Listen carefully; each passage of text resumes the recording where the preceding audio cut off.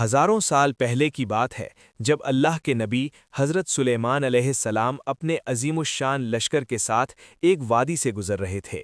آپ کا یہ لشکر صرف انسانوں پر نہیں بلکہ جنات، پرندوں اور جانوروں پر بھی مشتمل تھا۔ زمین و آسمان کی تمام مخلوقات آپ کے حکم کے تابع تھیں۔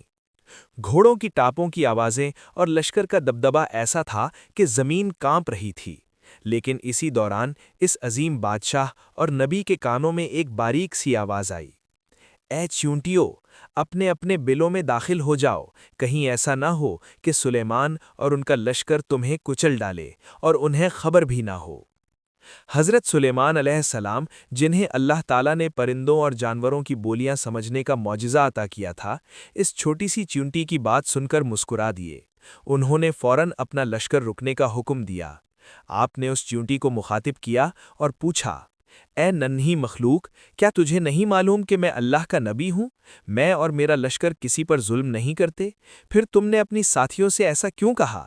چیونٹی نے بڑے ادب سے جواب دیا، اے اللہ کے نبی، میرا مقصد آپ کے لشکر کی شکایت کرنا نہیں تھا، میں تو بس یہ چاہتی تھی کہ میری ساتھی چیونٹیاں جب آپ کی عظمت، جاہ و جلال اور آپ کے لشکر کی شان و شوکت دیکھیں گی تو کہیں وہ اللہ کی تسبیح کرنا نہ بھول جائیں۔ میں ڈرتی تھی کہ وہ آپ کے دنیاوی جاہ و جلال میں کھو کر اپنے خالق سے غافل نہ ہو جائیں۔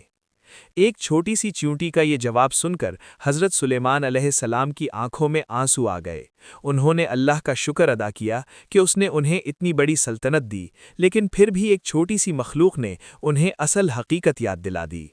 دوستو، یہ قصہ ہمیں سکھاتا ہے کہ طاقت اور اختیار کتنا ہی بڑا کیوں نہ ہو، انسان کو ہمیشہ عاجز رہنا چاہیے اور یاد رکھنا چاہیے کہ اصل بادشاہت صرف اللہ کی ہے۔